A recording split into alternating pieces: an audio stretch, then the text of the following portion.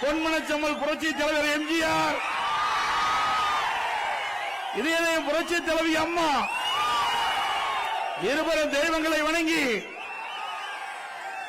இங்கே சிறப்பாக எழுச்சியாக நடைபெற்றுக் கொண்டிருக்கின்ற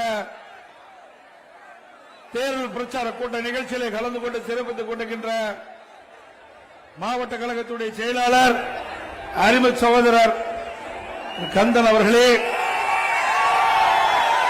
மற்றும் நிகழ்ச்சியிலே கலந்து கொண்டிருக்கின்ற அனைத்து இந்திய அண்ணா திராவிட முன்னேற்ற கழகத்தினுடைய நிர்வாகிகளே, மரியாதைக்குரிய முன்னாள் எம்எல்ஏ அறிவிச்சவர் VNP வெங்கட்ராமன் அவர்களே, பாரதிய ஜனதா கட்சியுடைய சென்னை கிழக்கு மாவட்ட தலைவர் திரு ஜி குமார் அவர்களே, காஞ்சிபுரம் கிழக்கு மாவட்ட கழக செயலாளர் பாட்டாளி மக்கள் கட்சியைச் சேர்ந்த திரு ஹரிகிருஷ்ணன் அவர்களே, அம்மா மக்கள் முன்னேற்ற கழகத்தைச் சேர்ந்த செங்கல்பட்டு வடக்கு மாவட்ட செயலர் திரு கரிகாலன் அவர்களே, புரட்சி பாரத கட்சியினுடைய கிழக்கு மாவட்ட செயலர் திரு தினகரன் அவர்களே, தமிழ் மாநில காங்கிரஸ் கட்சியைச் சேர்ந்த மாவட்ட திரு பாஸ்கரன் அவர்களே மற்றும் நிகழ்ச்சியிலே கலந்து கொண்டு சிறப்பித்துக் கொண்டிருக்கின்ற அனைத்து இந்திய அண்ணா திராவிட முன்னேற்ற கழகத்திலே பல்வேறு பொறுப்புகளை வைக்கின்ற நிர்வாகிகளே, பாரதிய ஜனதா கட்சியில் வரி எந்திருக்கின்ற நிர்வாகிகளே, பாட்டாளி மக்கள் கட்சியிலிருந்து வரி எந்திருக்கின்ற நிர்வாகிகளே, அம்மா மக்கள் முன்னேற்ற கழகத்திலிருந்து வரி எந்திருக்கின்ற நிர்வாகிகளே மற்றும் புரட்சி பாரத கட்சி, தமிழ் மாநில காங்கிரஸ் கட்சியைச் சேர்ந்த நிர்வாகிகளே, நம் கூட்டணியில் அங்கம் வைக்கின்ற கட்சியுடைய நிர்வாகிகளே, தொண்டர்களே, பெரியோர்களே, தாய்மார்களே, வியாபாரிகளே, தொழிலாளர் நண்பர்களே, பத்திரிகையாளர், ஊடக நண்பர்களே, அத்தனை பேருக்கும் என்னுடைய முதற்க நன்றி கலந்த வணக்கம்.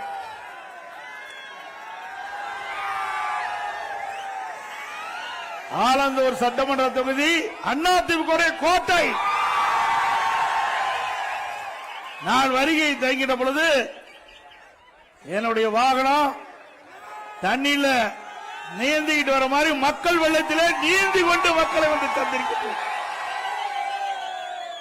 கிராமத்தில் ஒரு பழமொழி சொல்லுவாங்க, விளையும் பெயர் முளையிலே தெரியும் என்று சொல்லி, வருகின்ற சட்டமன்ற பொதுத் தேர்தலிலே அனைத்து இந்திய அண்ணா திராவிட முன்னேற்ற கழகத்திலே தலைமையில் அமைக்கப்பட்ட தேசிய ஜனநாயக கூட்டணி வெற்றி பெறுவதற்கு இங்கே இருக்கின்ற மக்களுடைய எழுச்சியே காட்சி. நேற்றைக்கு முன்தினம் மயிலாப்பூர்ல முத தேர்தல் பிரச்சாரத்தை தொடங்கினேன். அந்த தேர்தல் பிரச்சார கூட்டத்தில் பேசியதிலே ஸ்டாலினுக்கு பயம் வந்துட்டது. தேர்தல் தோல்வி பயம் வந்துவிட்டது. 3 அமைச்சர்கள், நான் சொன்ன கருத்துக்கு 3 அமைச்சர்கள் ஏதோ பத்திரிகையில செய்தி வெளியிட்டிருக்கிறாங்க. அப்படின்னா அவர்களுக்கு தேர்தல் பயம் வந்துவிட்டது. இன்றைக்கு நாங்கள் சொன்ன கருத்துக்கு பதில் சொல்ல முடியல. மக்கள் ஆதரவு தேசிய ஜனநாயக கூட்டணி கட்சிக்கு பெருகி வருகின்ற காரணத்தினாலே ஸ்டாலின் அதிர்ந்து போயிருக்கிறார். திரு ஸ்டாலின் அவர்களே, நிச்சயமாக அனைத்து இந்திய அண்ணா திராவிட முன்னேற்ற கழக தலைமையிலே அமைக்கப்பட்ட தேசிய ஜனநாயக கூட்டணி அதிக இடங்களிலே வெல்லும், வெற்றி பெறும், அதிமுக ஆட்சி அமைக்கும். திரு ஸ்டாலின் அவர்களே, 25 நாட்கள் தொடர்ந்து நீங்க தேர்தல் கூட்டணி பற்றி பேசிட்டு இருக்கிறீங்க. எவ்வளவு 25 நாட்கள். அந்த 25 நாட்கள் பேசி கூட இன்னும் முடிவு எட்டப்படவில்லை. நாளே நாள் முதல் நாள் எங்களுடைய கட்சி தலைமை அலுவலகத்திற்கு எங்க கூட்டணி கட்சி சேர்ந்த பிரதிநிதிகள் வந்தாங்க. பேசணும். பேசின உடனே எங்க கூட்டணியில் அங்கம் வைக்கின்ற கட்சிகளுக்கு எத்தனை இடங்கள் என்று அப்பொழுது அறிவிக்கப்பட்ட கட்சி அதிமுக கட்சி. அறிவிச்சோம்ல. ஆனால் திராவிட முன்னேற்ற கழகம் கூட்டணியில் அங்கம் வைக்கின்ற கட்சிகள் புலம்பிக் கொண்டிருக்கின்றது. ஒரு கட்சியினுடைய மூத்த தலைவர் பேசுகிறார், கூட்டணியில் பேசிவிட்டு வெளியிலே வருகிற பொழுது அழுது கொண்டே சிரிக்கின்றேன் சொன்னார். அழுது கொண்டே சிரிக்கிறார். அப்படிப்பட்ட தலைமையை அந்த கட்சியில் கூட்டணி தலைமை ஏற்றுக்கின்றது. அது மட்டுமல்ல, விடுதலை சிறுத்தை கட்சிகள் என்ன அந்த எந்தெந்த தொகுதி அந்த கட்சிக்கு இறுதி செய்யப்படவில்லை. காங்கிரஸ் கட்சிக்கு எந்தெந்த தொகுதி என்று அறிவிக்கப்படவில்லை. அது மட்டுமல்ல, எப்பொழுது பார்த்தாலும் இன்றைய முதலமைச்சர் திரு ஸ்டாலின் அவர்கள் பத்திரிகையிலையும் ஊடகத்திலையும் அடிக்கடி வெளியிடுவார், எங்க கூட்டணி பலம் பொருந்திய கூட்டணியா, தொடர்ந்து 10 ஆண்டு காலம் எங்க கூட்டணியில் அங்க வைக்கிறாங்க. ஸ்டாலின் அவர்களே, 10 ஆண்டு காலம் உங்களோடு கூட்டணியில் இருந்தத காரணத்தினால்தான் அவர்களுக்கு கடந்த தேர்தலை விட ஒரு தொகுதி குறைத்து கொடுத்திருக்கின்றீர்கள். 10 ஆண்டு காலம் உங்க கூட்டணியில் அங்க வைக்கின்ற கட்சிகள் உங்களுக்கு விசுவாசமாக நடந்தது. தமிழ்நாட்டில் நடக்கின்ற கொலை, கொள்ளை, திருட்டு, வழிப்பறிவு, பாரி வன்கொடுமைகள் இதையெல்லாம் இந்த திராவிட முன்னேற்ற கழக தலைமையில் அமைக்கப்பட்ட கூட்டணிகள் பேசவே இல்லை, வாயே திறக்கல, மௌனம் காத்தார்கள். உங்களுடைய அரசுக்கு துணை நின்றார்கள். நாட்டில் நிலவுகின்ற பிரச்சனையை, மக்களுடைய பிரச்சனையை சட்டமன்றத்தில் கூட எடுத்து வைக்க முன்வரவில்லை. அப்படி உங்களோடு இருந்தவருக்கு ஒவ்வொரு இடம் குறைத்து கொடுத்தீர்கள். அண்மையில் ஒரு கட்சி திராவிட முன்னேற்ற கழகத்தோடு போய் சேர்ந்தது, அதுக்கு அதிக இடம் கொடுத்திருக்கிறீங்க. இதுதான் திமுக. அண்ணா திமுக அப்படி அல்ல. தேர்தல் நேரத்தில் கூட்டணி எப்போ தேர்தல் முடிந்து விட்டால் அந்த கட்சி அந்த கொள்கையின் அடிப்படையில் மக்களுடைய பிரச்சனையை முன்வைப்பார்கள். அது எங்க கூட்டணியுடைய தர்மம். ஒவ்வொரு கட்சியும் மக்களுக்கு பாடுபட வேண்டும் என்பதற்காக தொடங்கப்பட்ட இயக்கங்கள். ஒவ்வொரு கட்சியும் மக்களுக்கு ஏற்படுகின்ற பிரச்சனையை ஆளுகின்ற கட்சிக்கு எடுத்து வைப்பதுதான் அந்த கட்சியுடைய நோக்கமாக இருக்கும். ஆனால் திராவிட முன்னேற்ற கழக தலைமையில் அமைக்கப்படுகின்ற கூட்டணிக்கு அதையெல்லாம் கவலைப்படல, மக்களுடைய பிரச்சனையை எடுத்தே வைக்கல. அதனால திராவிட முன்னேற்ற கழக தலைமையிலே அமைக்கப்பட்ட கூட்டணிக்கு மக்களுடைய செல்வாக்கு இருந்துட்டாங்க. அவர்களுடைய ஏற்கனவே பெற்ற இடங்களை விட குறைவான இடங்கள் தான் கிடைத்திருக்கிறது என்பதை அவர்கள் இப்பொழுதாவது புரிந்து கொள்ள வேண்டும்.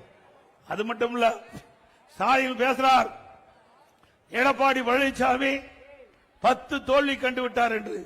திரு ஸ்டாலின் அவர்களே, 2011 2021 வரை தில்லு திராணி தெம்பு இருந்தா நான் கேட்கிற கேள்விக்கு பதில் சொல்ல வேண்டும். இதே புரட்சி தலைவி அம்மா அவர்கள் இருக்கின்ற வரையும் சரி, அம்மா மறைவுக்கு பிறகும் சரி, அனைத்து இந்திய அண்ணா திராவிட முன்னேற்ற கழகத்தை திராவிட முன்னேற்ற கழகம் வீழ்த்திய வரலாறே கிடையாது. 2011 திரு கருணாநிதி திரு ஸ்டாலினுடைய அப்பா இருக்கும் போது எதிர்கட்சி அந்தஸ்து கிடைக்கல. ஆனா எங்களுடைய இதய புரட்சி தலைவி அம்மா மறைவுக்கு பிறகு எவ்வளவு சோதனை, கொஞ்சம் நஞ்ச சோதனையா நாங்க சந்திச்சோம். அவ்வளவு சோதனையும் சந்திச்சு 2021 பிரதான எதிர்க்கட்சி என்ற வரிசையிலே அமர்ந்த அண்ணா திமுக, அனைத்து இந்திய அண்ணா திராவிட முன்னேற்ற கழக தலைமையிலே அமைக்கப்பட்ட கூட்டணி 75 இடங்களிலே பெற்றோர். இது எங்களுடைய சாதனை. எங்களுடைய தலைவர்கள் இல்ல, தொண்டருடைய ஆதரவோடு, மக்களுடைய ஆதரவோடு மிக சிறப்பாக தேர்தல் பணியாற்றி மக்களை சந்தித்து 75 இடங்கள் எங்கள் கூட்டணிக்கு பெற்று தந்தோம். இதுதான் வெற்றி. திரு ஸ்டாலின் அவர்களே, வாய்ச்சவடால் பேசி பிரயோஜனம் இல்ல. 5 ஆண்டு காலம் உங்களுடைய ஆட்சி, நாட்டு மக்களுக்கு என்ன பலன் கிடைச்சது, என்ன நன்மை கிடைச்சது? கிடைச்சதா? விலைவாசி விண்ணை முட்டுகின்ற அளவுக்கு உயர்ந்து விட்டது. குறைப்பதற்கு ஏதாவது நடவடிக்கை எடுத்தீங்களா? இன்றைக்கு அண்ணா திமுக ஆட்சியில அரிசி, பச்சரிசி, சாப்பாட்டு அரிசி 1 கிலோ 40 ரூபாய்க்கு வித்தது. இன்றைக்கு 1 கிலோ பச்சரிசி 75 ரூபாய்க்கு விற்குது. பொன்னி புழுங்கல் அரிசி 1 கிலோ அண்ணா திமுக ஆட்சியில் 45 ரூபாய், இன்றைய தினம் 75 ரூபாய்க்கு விற்கிறது 1 கிலோ அரிசி. ஏன்னா இதை முக்கியமா சொல்லியே ஆக வேண்டும். நீங்க நகரப்புற மக்கள் அன்றாடம் இன்றைக்கு உணவுப் பொருட்கள் வாங்கிதான் சமைத்தாக வேண்டும். அப்படிப்பட்ட மக்கள் எந்த அளவுக்கு பாதிக்கப்பட்டு என்பதை இந்த நேரத்திலே நாங்கள் தெரிவிப்பது எங்களுடைய கடமை. அந்த அடிப்படையில் இட்லி புழுங்கலரிசி 1 கிலோ 30 ரூபாய்க்கு வித்தது. இன்னைக்கு திமுக ஆட்சியில் 55 ரூபாய். கடல் எண்ணெய் 1 கிலோ அண்ணா திமுக ஆட்சியில் 130 ரூபாய், இன்றைக்கு 200 ரூபாய்க்கு விற்குது. நல்லெண்ணெய் 1 கிலோ 250 ரூபாய், இன்றைக்கு 500 ரூபாய்க்கு விற்குது. தோரம் பருப்பு 1 கிலோ 74 ரூபாய், இன்றைக்கு 120 ரூபாய்க்கு விற்குது. உளுத்தம் பருப்பு 1 கிலோ 79 ரூபாய், இன்றைக்கு 120 ரூபாய்க்கு விற்குது. இப்படி விலைவாசி முட்டுகின்ற அளவுக்கு விலை உயர்கின்ற போது இந்த அரசு என்ன நடவடிக்கை எடுத்திருக்க வேண்டும்? உடனடியாக விலை கட்டுப்பாட்டு மைய நிதியை ஒதுக்கி எந்த மாநிலத்தில் இந்த உணவுப் பொருட்கள் விலை குறைவாக இருக்கின்றதோ அங்கே கொள்முதல் செய்து இங்கே கூட்டு அமைப்பின் மூலமாக இந்த விலை சரி செய்திருந்தால் ஒரு நல்ல அரசாங்கம். ஆனா அனைத்து இந்திய அண்ணா திராவிட முன்னேற்ற கழகம் இப்படி அத்தியாவசிய உணவுப் பொருட்கள் விலை ஏறுகின்ற பொழுது அந்த உணவுப் பொருட்கள் விலையை கட்டுப்படுத்துவதற்காக விலை கட்டுப்பாட்டு நிதியம் என்று ஒரு 100 கோடி ரூபாய் நான் ஒதுக்கி தந்தேன். எந்த பொருள் விலை ஏறுகிறதோ உணவுப் பொருள், அந்த உணவுப் பொருள் எந்த மாநிலத்தில் விலை குறைவாக கிடைக்கிறதோ அந்த மாநிலத்தில் கொள்முதல் செஞ்சு தமிழ்நாட்டுக்கு கொண்டு வந்து கூட்டுறவு மூலமாக விற்பனை செஞ்சு அந்த விலை உயராமல் தடுத்த அரசாங்கம் அதிமுக அரசாங்கம்.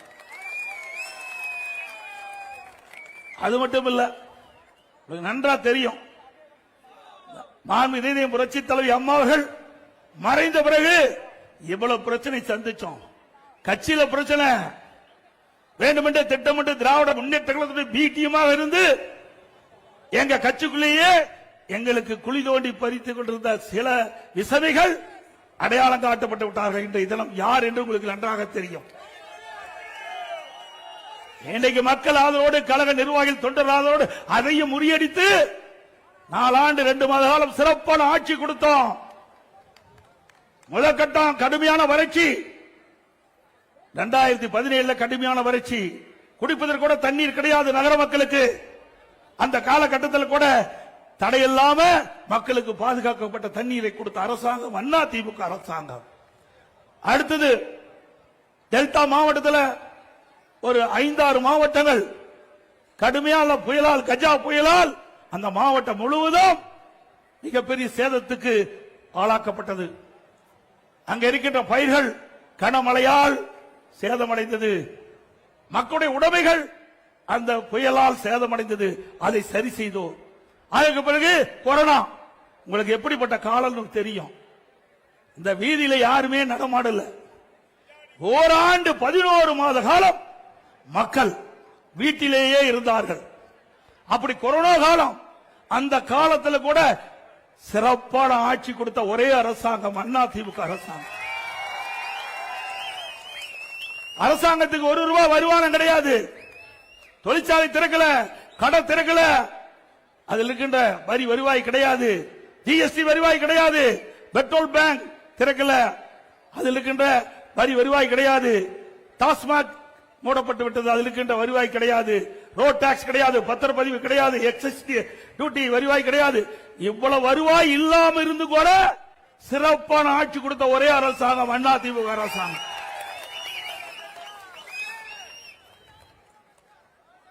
இன்றைய தினம் சிந்தித்து பார்க்க, அப்ப விலைவாசி உயரல, மக்கள் பாதிக்கப்படாம பார்த்துக்கிட்டோம். இன்றைக்கு ஏழை மக்கள் வேலை கிடையாது, தொழிற்சாலை இல்லாத காலத்தில் வேலை வாய்ப்பு இல்ல, அந்த தொழிலாளர் பாதிக்கப்படாது என்பதற்காக இன்றைக்கு ஒட்டுமொத்த மக்களும் பாதிக்கூடாது என்பதற்காக ரேஷன் கடையில் 11 மாசம் அரிசி விலையில்லாம கொடுத்தோம், பருப்பு விலையில்லாம கொடுத்தோம், எண்ணெய் விலையில்லாம கொடுத்தோம், குடும்பத்துக்கு 1000 ரூபாய் கொடுத்தோம். வருமானமே கிடையாது. கொரோனா காலத்தில் 40,000 கோடி அரசுக்கு செலவு. இவ்வளவும் திறமையா இருந்து செயல்பட்டு ஒரு நல்ல அரசாங்கம் என்ற பெயரை மக்கள் இடத்தில் பெற்ற ஒரு கட்சி அரசாங்கம் அண்ணா திமுக அரசாங்கம். அரசாங்கம் அப்படியா இருக்குது? புயல் வந்ததா, வெள்ளம் வந்ததா, கொரோனா வந்ததா? ஒண்ணுமே வரல. ஆனா கடன் மட்டும் அதிகரிச்சிட்டு இருக்குது. 5 லட்சம் கோடி கடன் வாங்கிட்டாங்க. 5 லட்சம் கோடி, 1 கோடி 2 கோடி 5 லட்சம் கோடி இன்றைக்கு தமிழகத்தில் கடன் வாங்கி இருக்கிறாங்க. எப்பொழுது பார்த்தாலும் முதலமைச்சர் ஸ்டாலின் பேசுறார், சூப்பர் முதலமைச்சரா, இந்தியாவிலேயே சூப்பர் முதலமைச்சரா, முதன்மையான முதலமைச்சரா. எதில்? கடன் வாங்குவதிலே முதன்மையான முதலமைச்சர். உண்மைதானே? இந்தியாவிலேயே கடன் வாங்குவதிலே முதல் மாநிலம் தமிழ்நாடு. ஒரு பக்கம் கடன் வாங்குறீங்க, பெரிய திட்டம் ஏதாவது சென்னை மாநகர மக்களுக்கு வந்ததா அல்லது நாட்டு மக்களுக்கு ஏதாவது வந்திருக்குதா? அதுவும் இல்ல. இரண்டாவது 2020-21 அதிமுக ஆட்சி, அப்போது இருந்த வருவாய் விட 2024-25 திராவிட முன்னேற்ற கழக ஆட்சியில வருவாய் 1,36,000 கோடி கூடுதலா வந்திருக்குது. கூடுதலாய் வருவாய் வந்தும் கடன் வாங்க வேண்டிய அவசியம் என்ன? திட்டமும் எதுவல்ல. அப்படி வருமானமும் அதிகம், கடன் அதிகமா வாங்கிட்டு இருக்காங்க. ஆக அத்தனையும் ஊழல், கலெக்ஷன், கமிஷன், கரப்ஷன். அதுதான் இந்த ஆட்சியுடைய சாதனை. சிந்திச்சு பாருங்க. அதிமுக ஆட்சிக்கும் திமுக ஆட்சிக்குள்ள வேறுபாடு. அதிமுக ஆட்சிக்கின்ற பொழுது மத்திய அரசோடு இணைந்து இணக்கமான உறவு வைத்த காரணத்தினால இன்றைக்கு இந்தியாவிலேயே ஒரு திட்டத்திற்கு 63,000 கோடி பெற்ற ஒரே அரசாங்கம் அதிமுக அரசாங்கம். மெட்ரோ ரயில் திட்டம் கட்டம் 2 118 கிலோமீட்டர் ரயில்வே பாதைகள் அமைக்க 63,000 கோடி மத்திய அரசிடமிருந்து நாம் பெற்றோம். மத்திய அரசிடமிருந்து நாங்க பெற்றோம். இணக்கமா உறவு இருந்தது. மத்திய அரசு அள்ளி கொடுத்தது. இன்றைக்கு சென்னை மாநகர மக்களுடைய போக்குவரத்து நெரிசல் முற்றிலும் குறைக்க வேண்டும் என்ற அடிப்படையில் மத்திய அரசுடைய அணுகினோம், பிரதமரை சந்தித்தோம், கோரிக்கை வைத்தோம். பிரதமர் அவர்கள் 63,000 கோடி மெட்ரோ ரயில் திட்டத்திற்கு நிதி ஒதுக்கப்படும் செய்து அறிவிப்பை கொடுத்து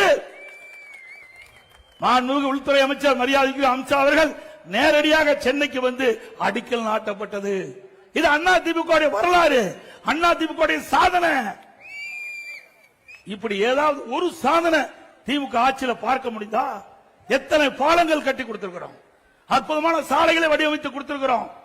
தாம்பரத்திலிருந்து செங்கல்பட்டு வரை உயர்மட்ட பாலம் மத்திய அரசு அனுமதி வாங்கணும், கிடப்புல போட்டாங்க.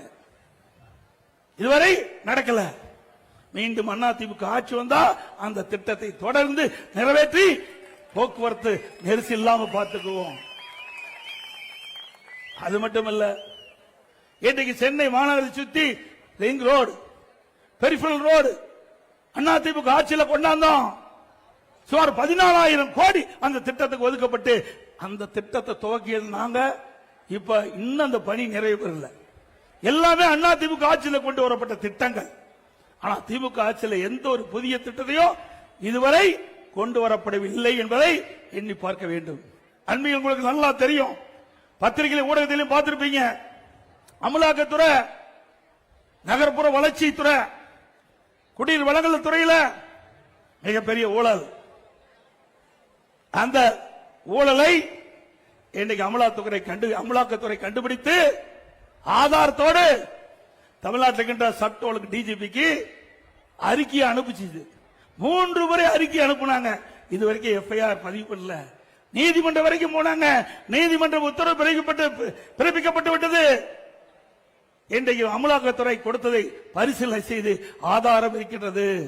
அந்த ஆதாரத்தின் அடிப்படையில் வழக்கு பதிவு செய்ய வேண்டும் என்ற தீர்ப்பை கொடுத்து கூட இன்னும் வாய்தா வாங்கி கொண்டிருக்கின்றார்கள் இன்றைக்கு நீதிமன்றத்திலே.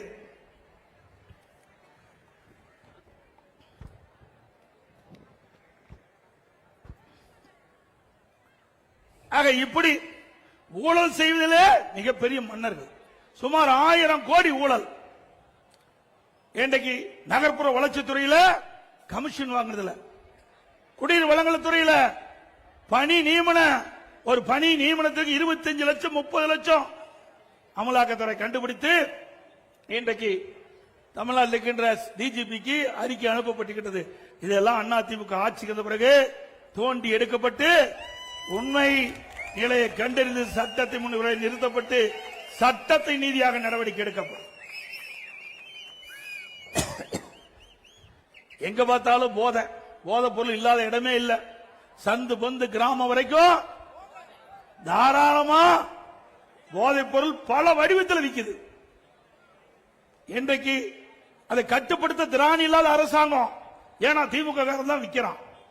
அப்படி எங்க போய் கட்டுப்படுத்த முடியும்? எங்க பார்த்தாலும் போதைப் பொருள் விற்பனை, போதை ஆசாமியால் மக்கள் நடமாட முடியாத நிலை உருவாகி இருக்குது.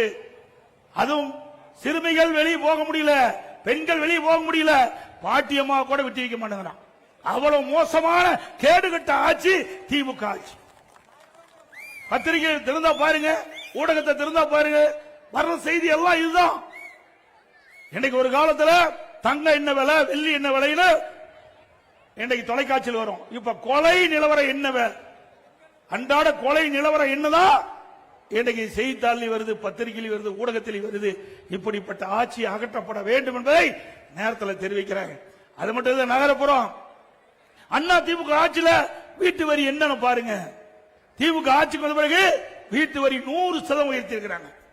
இந்த வீடு மாடி வீடுனா 2000 ரூபாய் அண்ணா திமுக ஆட்சியில் வரி கட்டி இருந்தா இப்ப 4000 ரூபாய் வரி கட்டணும். ஆண்டுக்கு 6% வரி உயர்வு, 2 வருஷத்துல 12% வரி உயர்த்திட்டாங்க. கடை வச்சிருந்தா 150% வரி உயர்வு, ஆண்டுக்கு 6% உயர்வு, 2 வருஷமா உயர்த்திட்டாங்க. குடிநீர் வரி உயர்வு, குப்பைக்கும் வரி போட்ட ஒரே அரசாங்கம் திமுக அரசாங்கம் ஒண்ணுதான். குப்பை கூட விட்டு வைக்கல. இன்னும் சொல்ல போனா மின் கட்டணம், மின்சாரத்தை தொட்டா ஷாக் அடிக்கும், மின் கட்டணத்தை கேட்டாலே ஷாக் அடிக்குது. அவ்வளவு மின் கட்டணம் உயர்ந்து போச்சு. கிட்டத்தட்ட 52% மின் கட்டணம் உயர்ந்து போச்சு. ஆண்டுக்கு 5% மின் கட்டணம் உயர்த்தப்படும் என்ற அறிவிப்பு கொடுத்து இன்றைக்கு மக்கள் மீது மிகப்பெரிய வரி சுமையை சுமத்திய அரசாங்கம் திமுக அரசாங்கம். இதோட மதுரை, திண்டுக்கல், இன்னும் பல மாநகராட்சியில இந்த வரி வருவாயில ஊழல் செஞ்சிருக்கிறாங்க. மதுரையில் மட்டும் 200 கோடி வரி ஏய்ப்பு செஞ்சிருக்கிறாங்க. அந்த மாநகராட்சியில எல்லாத்துக்கும் வரி, ஆட்டுக்கு வரி, மாட்டுக்கு வரி, பன்னிக்கு கூட வரி போட்டாங்க. அந்த பன்னி போட்ட வரியிலையும் ஊழல் செய்த ஒரே அரசாங்கம் திமுக அரசாங்கம். 200 கோடிங்க நாம சொல்லல, திமுக அரசாங்கமே கண்டுபிடிச்சு வெளிப்படுத்தி அந்த மேயர் ராஜினாமா பண்ணி இருக்கிறாங்க. அங்க இருக்கிற 4 மண்டல தலைவர் ராஜினாமா. இப்படி இந்த மோசமான ஆட்சி தொடர வேண்டுமா? சொல்லுங்க, தொடர வேண்டுமா? அனைத்து இந்திய அண்ணா திராவிட முன்னேற்ற கழகத்தை பொறுத்த வரைக்கும் விலைவாசி குறைக்கப்படும், நாட்டு மக்கள் நிம்மதியாக வாழ முடியும், சட்ட ஒழுங்கு பாதுகாக்க முடியும். தமிழகத்தில் சட்ட ஒழுங்கு சீரழிந்து விட்டது. இன்றைக்கு காவல்துறைக்கு பாதுகாப்பு இல்ல.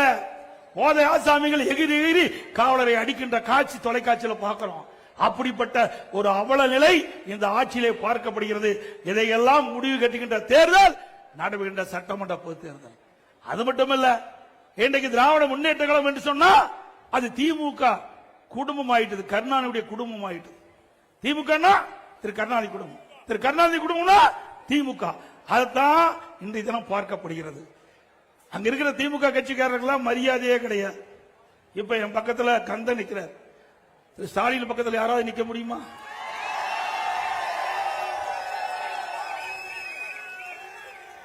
நான் அங்கே இருந்து இங்கே வந்தவன், கீழே இருந்து இங்கே வந்தவன், சாதாரண தொண்டன், கிளைக்கழக செயலாளர், ஒன்றிய செயலாளர், மாவட்ட செயலாளர், மாநில செயலாளர், எம்எல்ஏ, எம்பி, மந்திரி, அப்புறம் தான் முதல் மந்திரி, பிறகுதான் பொதுச் செயலாளர். இப்படி கீழே இருந்து மக்களோடு மக்களாக இருந்து ஏழை மக்களோடு படுகின்ற துன்பம், துயரம், வேதனை, மக்கள் படுகின்ற அவதிகள் முழுமையாக அனுபவ ரீதியாக அனுபவித்தவர். ஆகவே ஒரு ஆட்சி எப்படி செய்ய வேண்டும், எப்படி மக்கள் துன்பப்படுகிறார்கள், எப்படி வேதனைப்படுகிறார்கள், அதனால் அதை எப்படி நிவர்த்தி செய்வது அனுபவமாக நான் அறிந்த காரணத்தினால்தான் கொரோனா காலத்தில் கூட, கடுமையான நேரத்தில் கூட ஒரு சிறப்பான ஆட்சி எங்களால் தர முடிஞ்சது. அப்படிப்பட்ட காலத்திலேயே சிறப்பான ஆட்சி கொடுத்துட்டோம். இப்போது நீங்கள் எங்களுக்கு ஒரு நல்ல வாய்ப்பை தருவீர்கள் என்று எதிர்பார்க்கின்றோம்.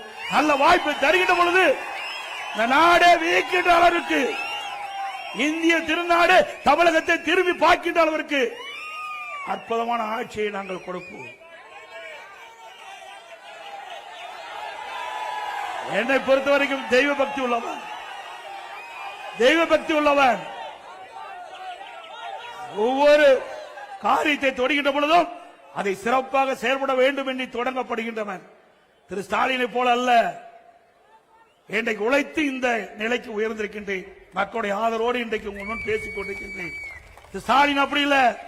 1989 திரு ஸ்டாலினும் எம்எல்ஏ, நானும் முதலா எம்எல்ஏ, அவரும் முதலா எம்எல்ஏ தான் நுழைகிறாரு. நானும் முதல்ல 1989ஆம் ஆண்டு மாண்புமிகு புரட்சி தலைவி அம்மா முதலாக தனியாக இயக்கத்தை தோற்றுவித்து சேவல் சின்னத்திலே போட்டியிட்டு வெற்றி பெற்று சட்டமன்றத்திலே நுழைந்தேன். அப்பொழுது திரு ஸ்டாலின் அவர்களும் அப்பொழுதுதான் சட்டமன்றத்துக்குள் நுழைகிறார். அவர் வந்த வழி வேறு, நான் வந்த வழி வேறு. அவருடைய அப்பா திமுக தலைவர் முதலமைச்சர் அழகா வெற்றி பெற்று உள்ள வந்தார். இப்படிப்பட்ட சாதாரண நின்னுகிட்டு இருக்கிறவங்க எவ்வளவு கஷ்டப்பட்டு மேல வர முடியும் என்று உங்களுக்கு நன்றாக தெரியும். அப்படி சாதாரண தொண்டனாக இருந்து நான் சட்டமன்ற உறுப்பினராகி பிறகு நாடாளுமன்ற உறுப்பினராக நான் தேர்ந்தெடுக்கப்பட்டேன். பிறகு அமைச்சராகிய அம்மாவுடைய அமைச்சராகி பிறகு அம்மா என்னுடைய பணியை பார்த்து கூடுதலாக 2016ஆம் ஆண்டு நெடுஞ்சாலைத்துறையிலிருந்து பொதுப்பணித்துறையும் எனக்கு கொடுத்து அழகு பார்த்தார்கள். இப்படி படிப்படியாக உயர்ந்தவன் உங்களால் என்பதை இந்த நேரத்தில் தெரிவித்து, கடுமையாக உழைக்கக்கூடியவன், கொரோனா காலத்தையே சந்தித்து விட்டேன். அப்படிப்பட்ட ஒரு இக்கட்டான நிலை இப்பொழுது திமுக ஆட்சியில் இல்ல. ஆனாலும் அவர்களால் ஒரு சிறப்பான ஆட்சி கொடுக்க முடியல. நாட்டு மக்களிடத்தில் இருக்கின்ற பிரச்சனையை அவர்களால் தீர்க்க முடியவில்லை. ஒரு குடும்பமுடைய ஆட்சி தான் இன்றைக்கு தமிழகத்தில் இருந்து கொடுக்கின்றது. வாரிசு அரசியல் தான் இன்றைக்கு தமிழகத்தில் தலை தூக்கி ஓங்கி இருக்கின்றது என்பதை நீங்கள் எண்ணி பார்க்க வேண்டும். இதற்கெல்லாம் குடும்ப ஆட்சிக்கு முற்றுப்புள்ளி வைக்கின்ற தேர்தல், வாரிசு அரசியலுக்கு முற்றுப்புள்ளி வைக்கின்ற தேர்தல் வைப்பீங்களா? ஒரு சுதந்திரமாக மக்கள் செயல்படக்கூடிய ஒரு நல்ல ஆட்சி தமிழகத்திலே மலர வேண்டும் என்றால் அது தேசிய ஜனநாயக கூட்டணியிலே அங்க வைக்கின்ற அண்ணா திமுக மீண்டும் ஆட்சிக்கு வர வேண்டும்.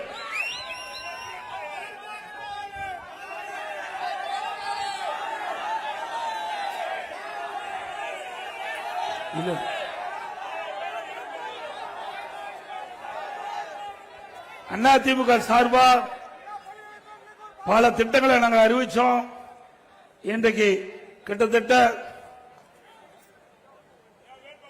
திராவிட முன்னேற்ற கழகத்தின் சார்பா இன்றைக்கு பல வரிகளை சுமத்தி மக்கள் படுகின்ற துன்பத்திலிருந்து மக்களை காக்க வேண்டும் என்பதற்காக ஒவ்வொரு குடும்பத்திற்கும் 10,000 ரூபாய் அண்ணா திமுக ஆட்சி பலத்தோடு வழங்கப்படும்.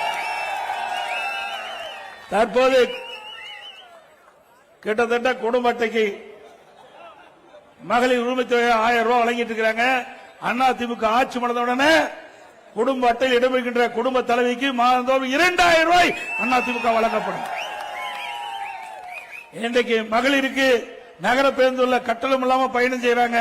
அதே போல ஆண்களும் இனிமேல் நகர பேருந்துள்ள கட்டணம் இல்லாமல் பயணம் செய்யலாம். குடும்ப அட்டைதாரருக்கு இப்பொழுது வழங்கப்படுகின்ற பருப்பு, எண்ணெய் அண்ணா திமுக ஆட்சி மலர்ந்தவுடன் இனி விலையில்லாம பருப்பும் எண்ணெயும் குடும்ப அட்டைக்கு வழங்கப்படும். வீடு இல்லாமல் இருக்கின்ற ஏழைகளுக்கு அரசாங்கமே இடம் வாங்கி அற்புதமான வீடுகள் கட்டி கொடுக்கப்படும். இன்றைக்கு பணிக்கு செல்கின்ற நம்முடைய மகளிர்கள் உரிய நேரத்தில் பணிக்கு செல்ல வேண்டும், பணி முடிந்து வீடு திரும்ப வேண்டும். அதற்காக அம்மா இருசக்கர வாகனம் 5 லட்சம் பெண்களுக்கு வழங்கப்படும். ஒவ்வொரு அம்மா இருசக்கர வாகனத்துக்கு 25,000 ரூபாய் மானியம் கொடுக்கப்படும். ஏற்கனவே மாண்புமிகு அம்மா இருக்கின்ற பொழுது 2016 இந்த அறிவிப்பை வெளியிட்டாங்க. அண்ணா திமுக ஆட்சியில் அதை நிறைவேற்றி காட்டினோம். திமுக ஆட்சியில கைவிட்டுட்டாங்க. மீண்டும் அம்மாவுடைய ஆட்சி மலர்ந்தவுடனே அம்மா இருசக்கர வாகனம் மானிய விலையிலே வழங்கப்படும். நம்முடைய முதியோர்களுக்கு தற்போது வழங்கப்படுகின்ற ஓய்வூதியத்தை உயர்த்தி 2000 வழங்கப்படும். இன்றைக்கு மாணவர்கள் கல்விக்கடன் வங்கியில் பெற்றிருக்காங்க. அந்த கல்விக்கடன் அதிமுக ஆட்சியில் ரத்து செய்யப்படும். இன்றைக்கு வாழ்வாதார உதவியாக ஒவ்வொரு குடும்பத்திற்கும் ஆண்டுக்கு 3 கேஸ் சிலிண்டர் மானியமாக வழங்கப்படும். பொங்கல் பரிசு ஒவ்வொரு ஆண்டும் 1000 ரூபாய் வழங்கப்படும். தீபாவளி பெண்களுக்கு பட்டுப்புடவை வழங்கப்படும். அதே போல படித்த இளைஞர்களுக்கு அங்கே வேலைவாய்ப்பில் பதிவு செய்த இளைஞர்கள் அவர்களுக்கு மாதந்தோறும் பட்டப்படி படித்துதான் 2000 ரூபாய், பிளஸ் 2 வரைக்கும் படிச்சிருந்தா 1000 ரூபாய் வழங்கப்படும். ஆட்டோ ஓட்டுநர்கள் அந்த சங்கத்தில் பதிவு செய்து புதிய ஆட்டோ வாங்கினா 75,000 ரூபாய் அவர்களுக்கு ஆட்டோ வாங்குறதுக்கு மானியம் வழங்கப்படும்.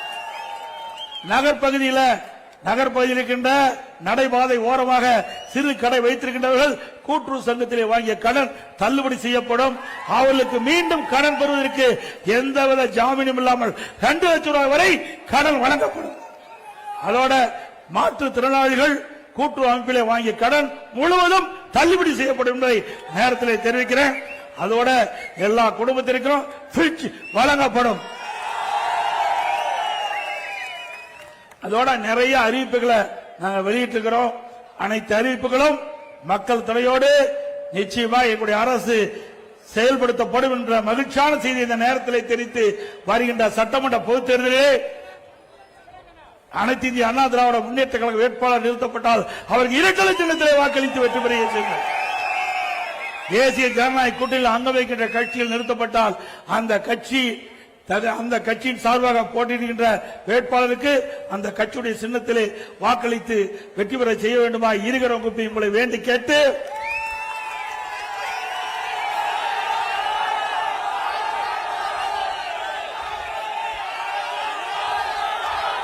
மக்களை காப்போம், தமிழகத்தை மீட்போம்.